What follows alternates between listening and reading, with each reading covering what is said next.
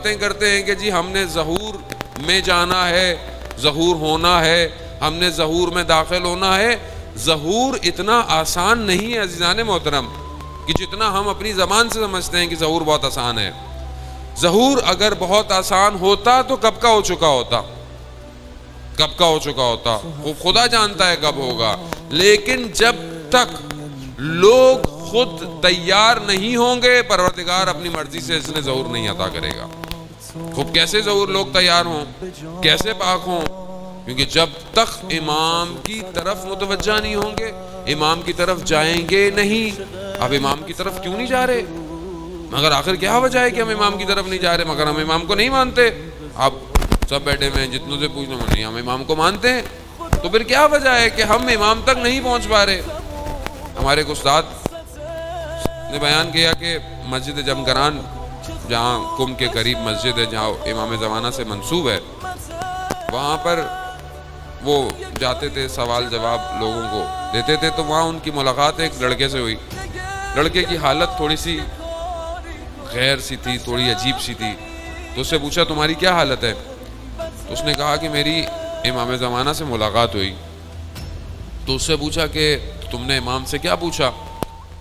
میں نے کہا مولا یہ مسجد میں اتنے لوگ آئے ہیں، اور ہر جو ہے وہ شب بدھ جو ہے منگل اور بدھ کی رات وہاں پر ہر ہفتے رش ہوتا ہے، اور مخصوصیاں بہت رش ہوتا ہے، ملین میں لوگ آتے ہیں۔ تو کہا میں نے مولا اتنے سارے لوگ ہیں، 313 سے تو بہت زیادہ بیٹھے ہوئے ہیں یہاں، تو آپ آتے کیوں نہیں ہیں؟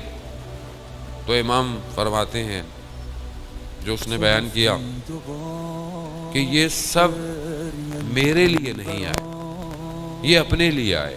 کہا اپنے لیے؟ کہاں؟ کہا کسی کو نوکری چاہیے، کسی کو بیٹا چاہیے، کسی کو گھر چاہیے، کسی کو گاڑی چاہیے، میرے لیے کوئی نہیں آیا۔ وہ ویسا ہی ہے۔ میں بعض اوقات جو امام کی طرف متوجہ ہوتا ہوں، میں اپنی پریشانیوں کی وجہ سے متوجہ ہوتا ہوں کہ میری پریشانی حل ہو جائے۔ مولانا صاحب وظیفہ دے دیں، دعا دے دیں، کچھ ایسی چیز دے دیں، کیوں؟ میری مشکل حل ہو جائے۔ مگر وہ جو امام جس مشکل کے اندر ہے کہ وہ انتظار کر رہے ہیں، اس کو کون حل کرے گا؟ کون نصرت کرے گا؟ حل من ناصر ینصرنا، ہے کوئی میری مدد کرنے والا؟ یہ امام تک پہنچ رہی ہے بات۔ تو اسی لیے عزیزان محترم بہت ضروری ہے کہ ہم ان رکاوٹوں کو پہلے پہچانیں کہ جو مجھے میرے امام تک نہیں جانے دے رہی ہیں۔ اور اس میں سب سے بڑا کردار اس شجرہ خبیثہ کا ہے کہ جس نے ہمارے وجودوں کو دنیا کی طرف متوجہ کیا ہوا ہے۔